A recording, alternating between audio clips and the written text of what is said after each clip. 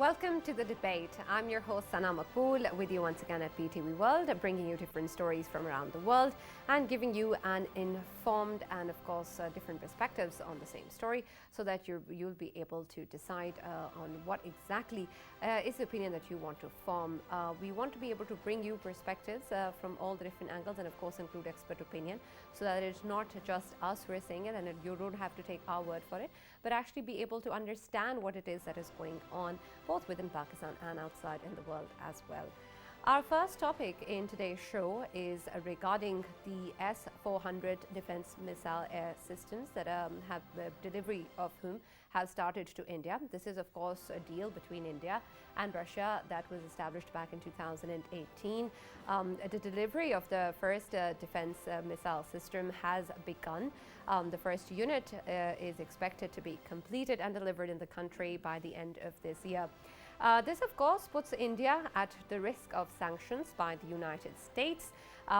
Whether or not the US is going to go ahead with it is what remains to be seen. It had earlier categorically said that till the delivery of such units happen, they will not be really taking into account any option of sanctions. But now that the delivery has begun, is that a possibility, or will India be able to get a waiver? And then of course we're trying to, and we'll be also trying to look at the strategic situation and the evolving situation that is developing with regards to India and the region.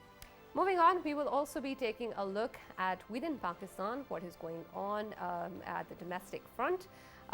There is news going about that the ruling party PTI is going through a troubled time. There is uncertainty that this is a challenging time for the government.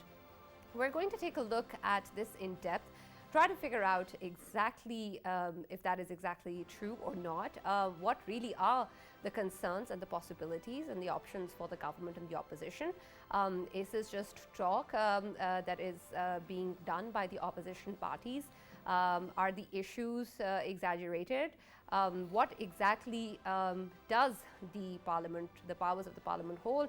What are the strategies that the opposition is dividing, and at what stance do they really stand on at the moment, considering that they're saying that they are planning to defeat or topple the government, whether that is something that is going to happen or not, and whether or not there is any basis for that is what we'll hopefully discover by the end of the show.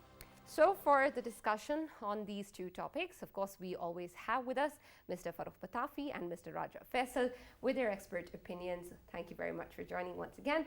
And of course, we also have been joined by experts on this opinion for our first topic, which is regarding the S-400 deal between Russia and India. We have been joined by Indian journalist Mr. Rohit Sharma, who's been a part of our show before as well.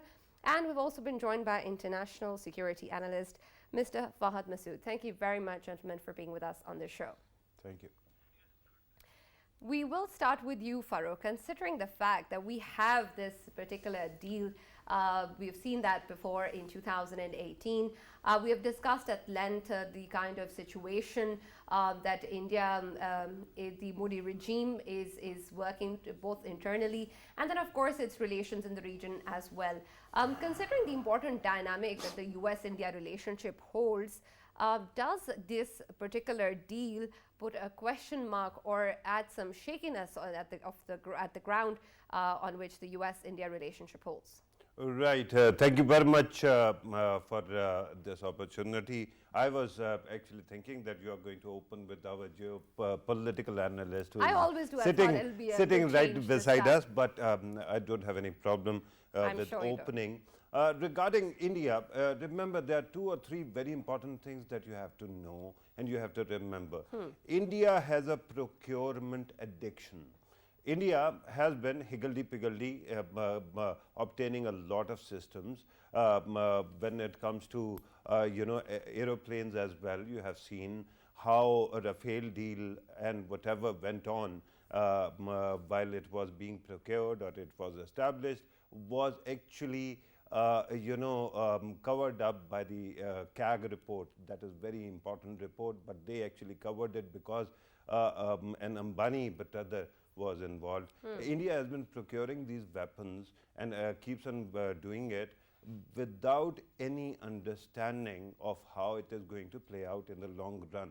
Remember, when a country is rich, when it has its economy is growing, they think that the sky is the limit. But there are two cautionary tales that we have to talk about. One, the US under Trump, when he thought that things are going to be hunky-dory, and he managed to offset the value chain, right? It came under pressure, and today America is suffering because of it. The second example is China, which kept on actually spreading its wealth, and then COVID came, and now its economy seems to be under pressure as well. So India's economy at this moment is also shrinking. It hasn't grown that well, right, because of the COVID. At that time, when they were procuring it, remember that there are many systems in the world that they could have gone for. S-400 on books is thought to be very good. Russia has deployed it since 2007, and it has 400 kilometers range. So everybody says that it is a big one. There is one problem though, and that is that it has never been tested in a combat. And compared to it, there are other examples like Iron Dome. We keep on seeing it, that it is constantly under pressure, and yet it survives, right? So India might have procured it at a very lofty cost. The second problem is, even with a country like Israel, which is very, very intuitively creative when it comes to weapon systems, even they had to replenish it through a grant or aid from the US. So there is a RAND report that came out that India will need exactly this much amount as it has paid already in the next 6-7 years, just to ensure that these weapon systems actually stay operational. And then they do have blind spots. One blind spot is that they can be saturated. Remember, it has two radar systems. One is engagement, and the other one is search radar. You can fool the search radar, and by doing that, you can actually create or wreak real havoc. Let me take you back to another very important thing. When Pakistan and India were eyeball to eyeball in 2019, if you remember, India managed to shoot down its own helicopter. And that actually tells you about another very serious concern, that it is not merely the technology, but the people behind the technology that matter. And if you are so rich and yet you are not manufacturing, but importing these technologies, you don't have the kind of muscle memory that might be needed to actually win a war or to ensure that they keep on functioning at an optimum level. Faisal, considering the fact that Farooq mentioned that since perhaps these technologies may not have been tested in combat, isn't it the aspect of deterrence of such technologies more important to nations, considering now that is a far more important angle, or being part of this arms race where you keep on procuring more is more important than actually the potential usage of the equipment? Sana, first of all, let me mention here that whenever it comes to Western politics or American politics, I always get a lot to learn from my senior colleague Farooq. And though he considers me someone who talks very well on geopolitics, and I consider it as a medal for me. About the topic and about your question, deterrence. Well, to me, how I see, S-400 is pointed towards. To me, it's pointed towards the Chinese. Why? Because Chinese had already procured it, and they had, deployed it against India. To me, I think it is for the Chinese. But to some extent, yes, Pakistan should be deterred about it. But there is a very important aspect about it, that Pakistan was already prepared for it. Since they started talking about Rafale, the procuring Rafale, and it was a $10 billion deal, and they got the Rafale because we saw Modi kept on talking about and blaming that we did not get Rafale in time. You remember he kept on saying, "Agar Rafale hota." Now they have Rafale, and we are, anxiously waiting for them what they can do with the Rafales. They can't do anything. When it comes to Pakistan, Pakistan's forces, they were all, very proactive about it, and the technology they have employed, HQ9 is there. They already went for it, and then there are surface to air missiles. Pakistan has one of the most advanced missile systems with it. Babar is such a missile that can easily tackle these S-400s or whatever.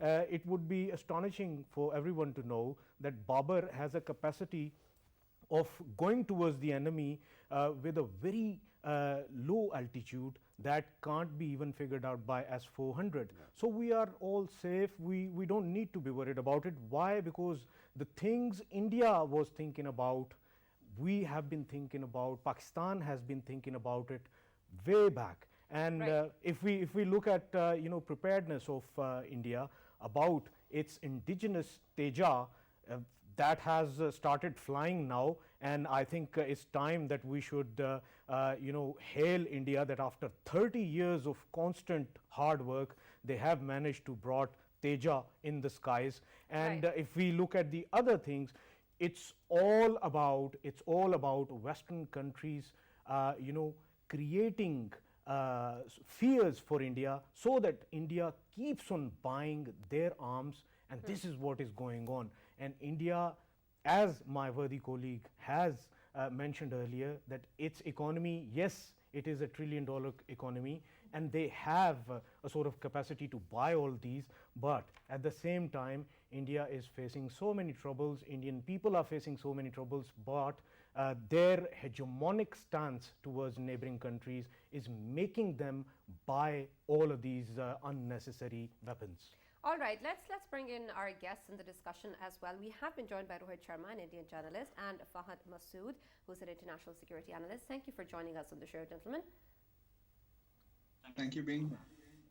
Rohit, I'm not sure if you heard, but earlier we were having a discussion, and Farokh here mentioned that India may have a procurement addiction.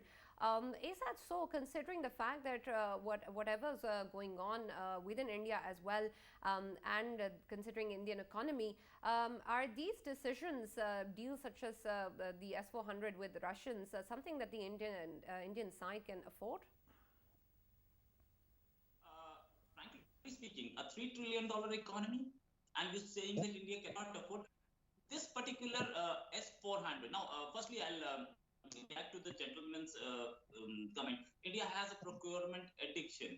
Then what is PMS Tugri? Wasn't it procurement? And then what about your drones? You took it from China. And what are you producing? You took tanks from China.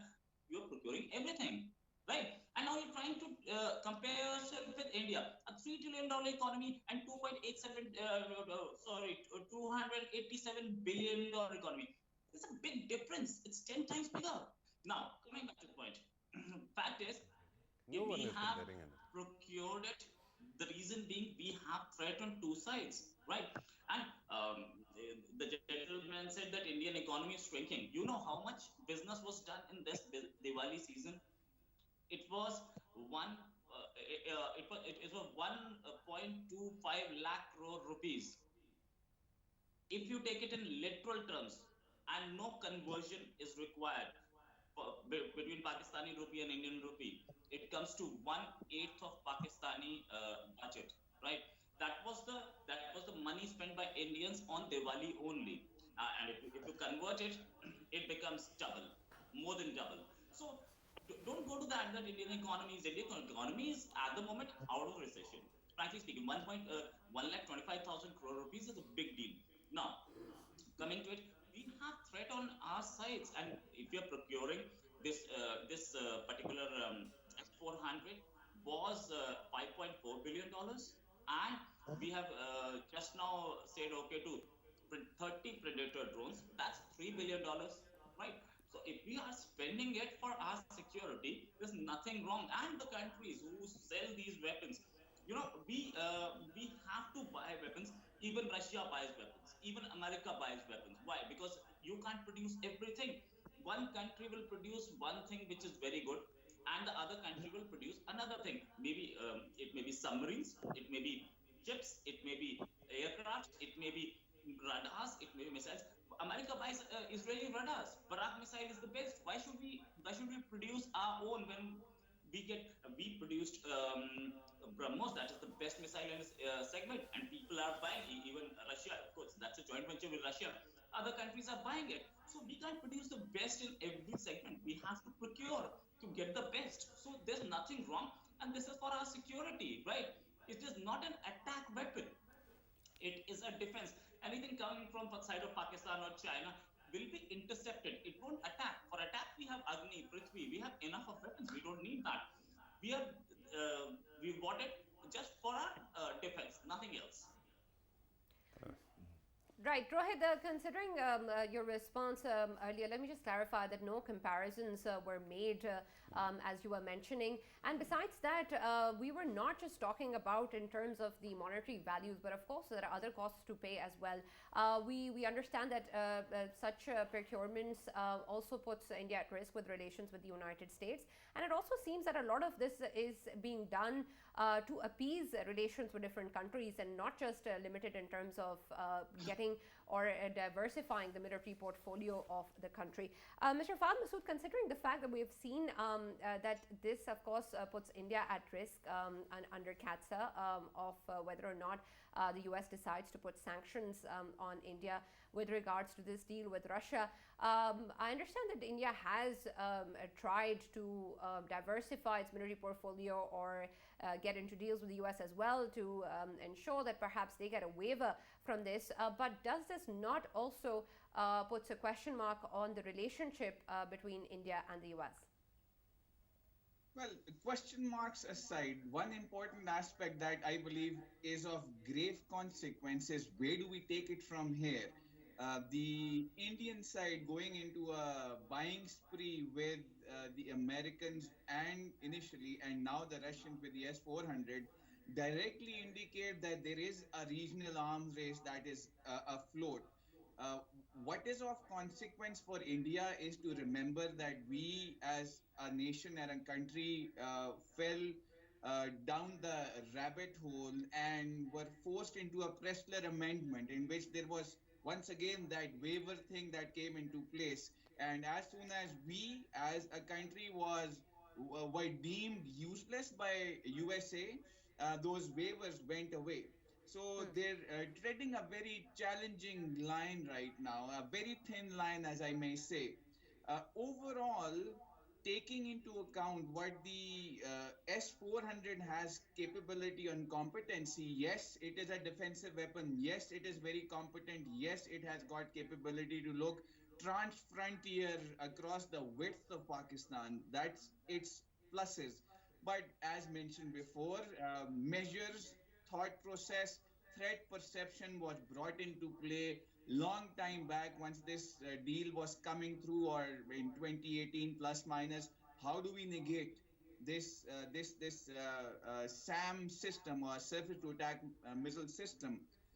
The Air Force is already at par, if not above, in the case of negating this with the JF-17 and its armament on board. So nothing to be threatened exceedingly about. Yes, it is something to be concerned about, but nothing to be worried as a weapon system in the region. Right.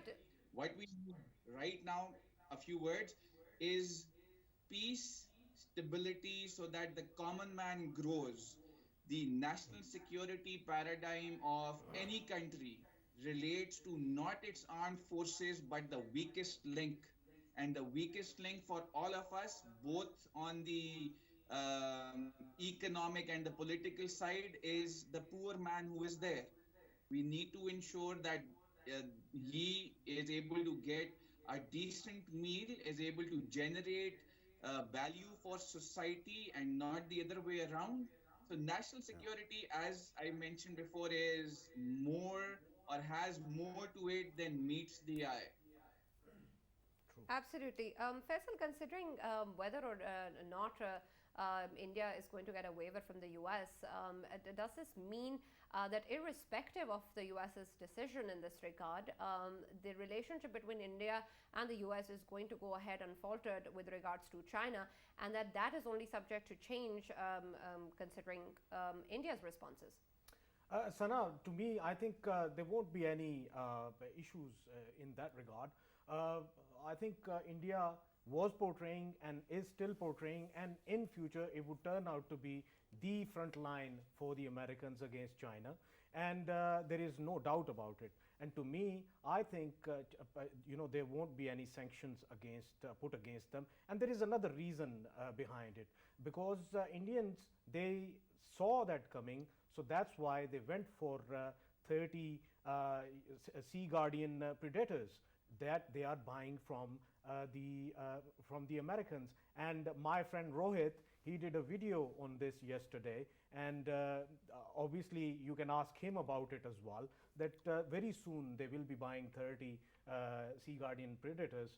And I think the amount of billions of dollars which they have spent towards Russia, equal amount they are going to spend for the Americans as well. So they are going to equalize the situations in terms of how many billions they are spending on these weapons. So to me, I think there won't be any trouble for the Indians. But as Fahad has rightly pointed out, that this is the situation, a dire situation for not only Pakistan but for India as well. India has a huge population that is living under $1.7 per day. So they need to think about it. And but these are the fault lines of both of the countries, and I think rather than getting into an arms race and generating an arms race in the region, they should be looking after their own population and looking at the current balance of power within the region. Of course, Pakistan is equally balanced when it comes to India buying all of these, procuring all of these weaponry.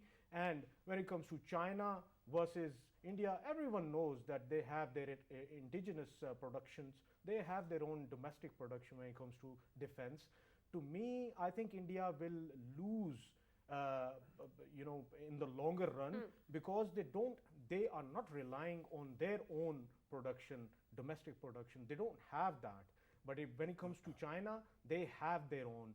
And same is the case with Pakistan. Pakistan has constantly worked on indigenous production, and Pakistan has successfully, to some extent, being capable of securing itself and in terms of defense. And we have proven it in 2019.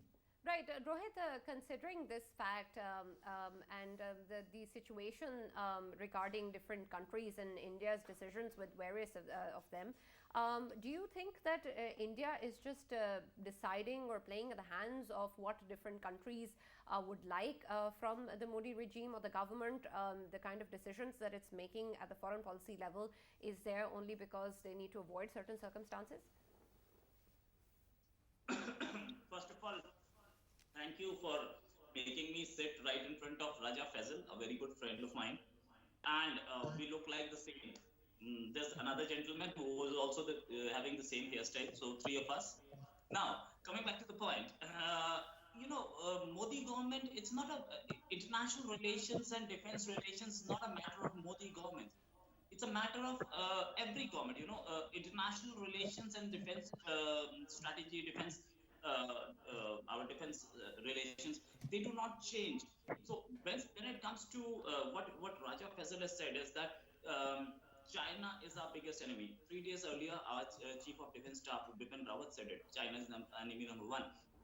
To tackle China, Pakistan is nowhere in comparison. We don't have any fight with China, any fight with Pakistan anymore, because we know Pakistan is a very small country, and Pakistan cannot afford, apart from the nuclear weapons, Pakistan cannot afford to have a war with India, because you need money and you need oil to fight. And Pakistan is not in a mood to fight, because Pakistan has so many problems, because Pakistan wants to develop itself and spend money on education and health. So most likely Pakistan won't have a war with India. But China does have intentions like that. So we are trying to tackle that, and Modi government is not trying to please any government. If Russia has better, we have very old relations with Soviet Union and Russia. Even today, more than 50% of our military hardware is from Russia or Soviet Union. Our submarines, our ships. Even today, we are buying weapons not only S-400. We just bought a ship from them, a Navy ship. And America is a new entrant. We are using their what do you say, surveillance, naval surveillance aircrafts, and some other weapons. So we want to have best material from anywhere we can get. We are buying Barak missile from Israel. We have already bought them. They are in service. So what's the problem like if we are getting the best, right? We have taken other things from UK also. France, we have taken Rafale, and so on. We have taken Bofors from another country. So we take the best weapons. Right, the right. best Rohit, things, we're almost out of time, so I'd like to bring Farrukh in the discussion. Yeah. Farrukh, why don't you do the honors of dispelling some of the erosions of our respective Right, and because this is the second round and I got the opportunity just now, I have there are many things that I have piled on and I have to actually Take your start. time. Take your Yeah, time. thank you Farrukh. very much. First of all, let me thank Raja Faisal for his very kind words. I think it is a badge of honor for me to share, you know, air with both of you as well. But regarding the other two guests, let me also thank them because they provided me with great metaphors. For example, when Rohit Saab was actually talking, Rohit Saab actually compared procurement with Diwali ke Patakhe. And we remember that Modi Saab had actually referred to nukes as the patakhas on Right. Diwali as well. So the very important thing to remember is not any comparison. I'm not comparing Pakistan's economy. I'm not going to compare India's economy with any other country. But if he insists, let me remind you that it is not the volume of GDP that counts. There are two other things which are very important. PPP, right? Purchasing power parity, right? And then per capita income as well. Compare it with the US, it is nowhere. Compare it even with China, it is nowhere. India has been actually shooting itself in the foot because it kept on procuring while it could have actually brought so many people out of poverty. It doesn't do that. And unlike China, because China has been actually focusing on that. The US does it, all other countries do it. And then with Narendra Modi's economic, I'm so glad that he actually spoke about economy, because I think that if any government should not be talking about economy, from demonetization to what they did with their goods and services or GST tax, this government shouldn't be doing it because it kept on attacking its own economy, and now India's economy shivers in its boots because Narendra Modi could not find an economist to run its economy, while his predecessor himself was an economist. So at this moment, the concern are two words, two terms. One, imperial hubris. The other one, let me quote Paul Kennedy, who talks about imperial overreach. And imperial overreach doesn't merely have to be territorial. It can be a huge investment in defense when your economy might be suffering. True. And this is exactly what is happening at this moment. Okay, now you want to compare yourself with Pakistan, or you don't want to, and you keep on saying that, okay, Pakistan is not a significant country, then why do you celebrate every time you are fighting a match in cricket with Pakistan? Why is it that your very capable pilot who flies really well is caught in Pakistan? And this is not for the first time. It happened in Kargil also. The problem is that India, if it has an addiction of procurement, it also has a Pakistan, unhealthy Pakistan obsession. And that obsession has ensured that while it keeps on growing as an economy, its mind stays in the third world realm because it doesn't want to move on. Right. We are almost out of time. Unfortunately, I would have loved to give time to Rohit Sharma and Fahd Masood, who had joined us earlier on this discussion.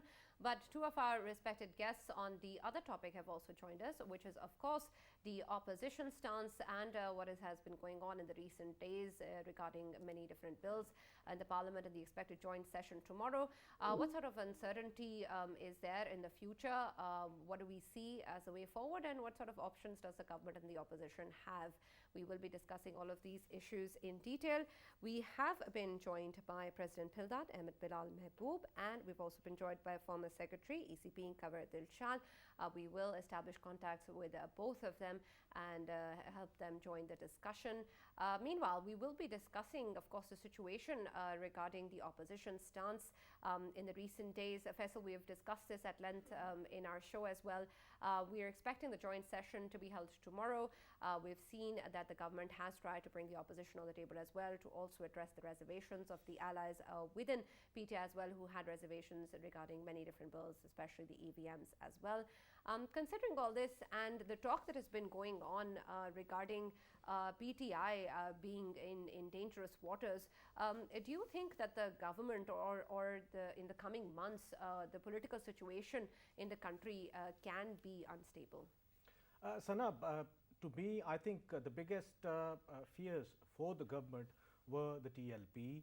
And TLP, if government could deal with them efficiently, I don't think that there will be any problems for the government for coming days. And as we mentioned yesterday, we talked about it yesterday, that the current policies of the government related to trying to improve the economy, owing to the fact that right now, Pakistan's economy is such an economy that had been affected, same as other countries. It had been affected by the COVID pandemic, and still Pakistan, is trying hard to bring it to the level. And I think the government's policies, they are working well in terms of economy. And when it comes to Pakistan's foreign policy, it has been working for Pakistan. Pakistan may have been facing in terms of external pressure on its foreign policy, but when it comes to Pakistan's importance in the region, it has improved and it has gained momentum. And these sort of unprecedented steps in foreign policy and in the economy, I think they are good enough for the government to stand and continue. And when it comes to government's allies, they are intact. And we know for the fact that yesterday, government had an excellent session with the allies, and it worked really well. To me, situation is all equal. Situation is all good for the government, and I see a healthy output. Right, Farooq, considering the fact that whatever happens in the joint session, it is going to be a test of the government's strength or weakness, or for that matter, the opposition's. We will see whether or not it has become this sort of a litmus test, all of these bills, whether or not the government really has the support of its allies in the parliament and, of course, the people at large. Right. Is the opposition also just trying to test the waters to see exactly where it and the government stands? Right, Sana, when it comes to these, bills, remember that even if they were to be defeated, it will not pose any serious threat to the government, because these are not money bills, right? This is not a vote of confidence, or for that matter, vote for the leader of the house. So in that situation, it doesn't happen. What it does is actually, because if you remember, yesterday when we were talking to Fawad Chaudhry Sahab, who is the Federal Minister for Information, he pointed out that at the top of the list is the EVM bill and I-voting bill, right? The electoral reform, and then there are others as well. So what happens is it gives you a psychological edge. If the government manages to pass it, opposition will actually get, there will be a blow to the opposition. but there is always a possibility that number can shift, that while it is ayes and nays, it can be open ballot as well, but there is a possibility what if the government's MPs or their allies don't show up, right? But EVMs are important because of something else as well, and that's why I'm grateful that your current guests that are going to speak in shortly are with us, because it is not merely passing the bill. ECP, Election Commission of Pakistan, is a very important component, and it has been repeatedly opposing the EVM bill or the reforms. So what happens is that eventually, once you have passed, and I'm hoping tomorrow the bills are going to pass, but what happens after that? It is Election Commission which is going to implement it. And it has repeatedly said that even if it has a bill, it won't be able to implement it because it doesn't have the capacity, it doesn't have the time. So at this moment, once again, it might be a show of power, although it will be a momentary one. It might not have the kind of lasting impact that we were expecting. Sana. Right, it would be really important, of course, to talk about these, and we have been joined by the former Secretary ECP, Kanwar Dilshad, and we've also been joined by President PILDAD, Ahmed Bilal Mahboob. Thank you very much, gentlemen, for being with us. I'll start with you, Mr. Kanwar, considering, of course, that the EVMs is one important bill that has to be discussed in the joint session, and the use of EVMs is really important to the transparency and, of course, the electoral reforms as well that the government has been pushing for. Considering the fact that this will be an important change, as Farooq mentioned, is the ECP, even after such a bill is passed, prepared to deal with the EVMs and actually implement this reform? Election Commission of Pakistan is constitutionally obliged to maintain objectivity, impartiality, and neutrality, as per Article 218, 219, and 226. So first of all, Government of Pakistan should resolve all the objections which have been raised by the Election Commission of Pakistan about the use of the electronic voting machine. It is the point of view of the Election Commission of Pakistan that there is no transparency, secrecy, and otherwise, Election Commission of Pakistan will not take its ownership before the resolution of all the objections which has been raised by the Election Commission of Pakistan. But so, first of all, the Election Commission of Pakistan should be taken into confidence to maintain the electronic voting machine, and the Election Commission of Pakistan should invite all the stakeholders and put up his brief about the electronic voting machine. EDC, electronic voting machine, Election Commission of Pakistan is not in favor because all the world countries have received the reports about the electronic voting machine. They are of the view that there is no transparency and secrecy. So first of all, the Election Commission of Pakistan should be satisfied by the government of Pakistan. If the bill passed, yes, it will be passed tomorrow, but otherwise the decision will be taken by the Supreme Court of Pakistan as per Article 218 and 226. Right. Mr. Ahmed Bilal Mahboob, considering this, and of course there are many other bills also which are at the table, and this is something extremely important now for the government because it has become a little bit more than just about passing the bills and what sort of outcome is there from these bills, but rather this is more of a test of power or the fact that whether or not they have a stronghold of the government. How do you see the future of many of these controversial bills, including the EVMs in the joint session? Will the government be able to go ahead with the EVMs or I-votings? Well, from a legalistic, strictly legalistic point of view, if the bills are passed tomorrow by majority, they will become valid law after the president signs them. But especially those laws which relate to electoral reforms, if they do not enjoy bipartisan support and if they are not passed by consensus, then it will become very difficult to implement them. And it will be very difficult to hold free and fair elections, credible elections, which will have the confidence of both sides, opposition and the treasury. So I think tomorrow, government may be able to score a symbolic victory, or it may be able to receive a setback symbolically. But I think from a democracy point of view, I think democracy will probably receive a setback tomorrow in either case. Because for democracy, it is very important that for electoral reforms, for having a level playing field, you must have the agreement of both sides. So I think that is my point of view.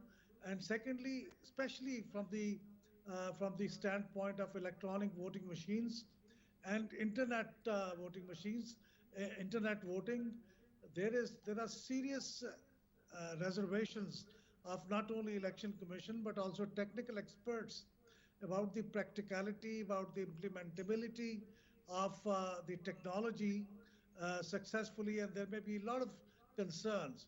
So maybe eventually it might have to be decided by the court of law, because this will be challenged in a court of law. And if you recall, last time in 2018, the matter was eventually decided by the Supreme Court, and they finally decided that this election in 2018 will not be, they will not employ the internet voting technology for the overseas Pakistanis in 2018. And this may have to be done even for this coming 2023 election. Right. So does this mean that even if the bills are passed in the joint session, the opposition still has another way of stopping them? Yes, I think so. There will be a legal challenge in the court. Whether they will be able to they'll be successful or not, that's another matter. But they will certainly challenge not only the electoral reforms bills, but also I think the National Accountability Bureau bill. The opposition has already said they are going to challenge that in the court of law. Right. Faisal, considering this, of course, is extremely important because more so than the passing of the bills, what is important whether or not the entire aspect and, of course, the outcome of these bills are helping further the democratic process in the country. And it's important, the government has always talked about being able to get everybody on the same page and build a consensus. Considering the fact that the government is trying to address the reservations of its allies, and like you mentioned earlier, the negotiations with the TLP, with the government and the opposition, do you think that irrespective of whether or not these bills pass, the parliament or the consensus that is needed to process such bills and whatever work is done prior to them will be achieved? No, it will not be achieved. But when it comes to importance of these bills, it carries a huge importance for the system, the democratic system of Pakistan. And the essence of democracy is in this, that people who are actually Pakistanis, no matter they are overseas Pakistanis, but we need to understand one thing, that these are the very Pakistanis who are contributing in terms of Pakistan's economy as well. I mean, the overseas remittances, they are considered as one of the biggest chunks of our economy. So if they are contributing in our economy, and if they are contributing in terms of many other things of Pakistan, then why can't they be part of Pakistan's electoral system, and they should be given a right. But when it comes to overseas Pakistanis, I wonder why everyone considers that the Pakistanis, when it comes to overseas Pakistanis, everyone considers that those who are living in America or Europe, they are the overseas Pakistanis. This is not the case. I mean, we have millions of overseas Pakistanis living in Middle East, and they are the ones who have families in Pakistan, and they are the most concerned about Pakistan and why they shouldn't be given a right. Of course, I know that EVM machine, it might be having some problems, and the issues which are being highlighted, they are important, but there is a solution to it, and everyone needs to sit down and talk over it, because this is not about who wins or who loses. Absolutely. This is about people, the genuine people of Pakistan becoming part of our democratic system. Right. Farooq, it is imperative that I tell you that I've been told only 2 minutes are left. Right. Considering the fact... I will try to condense whatever I have to say. Please go ahead. I appreciate it. The Parliamentary Committee on Legislative Business is something that was suggested by the Speaker, and then there has been a circulation of a letter by Shehbaz Sharif in the media regarding his response to that. What exactly are the concerns and how valid do you think they are? I mean, we have the joint session, so does that mean the Parliamentary Committee is not important? Well, it all brings us back to the point that was earlier made by Ahmed Bilal Mahboob Saab, and it is about consensus. The problem with the current system or current political dispensation is to produce any kind of consensus seems a miracle, right? The fact that they have been combating or they are complaining about the Election Commission or its leadership is down to the fact that when election commissions office bearers were being appointed, it was basically the government and opposition who could not actually agree, and it had to go through a mitigation process, right? The concern still remains. At this moment also regarding the opposition, I think opposition willingly wants to sabotage whatever the government wants to do. That is a given. But it is in the interest of the government to try to actually take somebody on board, right? Election Commission for that matter. Faisal earlier was talking about our overseas Pakistanis, and I'm totally agreeing with him that they should be given the right to vote, but it is about the integrity of the process.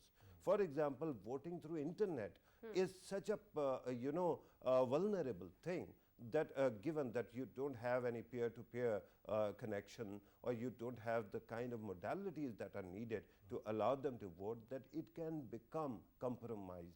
Similarly, when it comes to EVMs, the problem is not basically in allowing transparency. It is in the fact that whether you can produce and deploy the machines and train the ECP in time and have the kind of human resource. These are very serious concerns, and it will have to go back to some kind of reconciliation. Unfortunately, neither the government nor the opposition, or even for that matter, ECP, seem to be ready to do that. Right. Thank you very much, Mr. Qamar Dilshad and Ahmed Bilal Mahboob, for joining us in this discussion. Of course, whatever happens in the joint session tomorrow, what is in fact is important, that whatever the government wants to achieve is not just in the names or in the promises that have been made, but actual substance and deliverance is guaranteed regarding the use of EVMs and I-voting. Of course, these are important measures, and for them to be successful, a lot needs to be done. So we hope that the government is able to be victorious in passing these bills, but also be victorious in implementing them. Thank you very much for joining us on the debate. Thank you.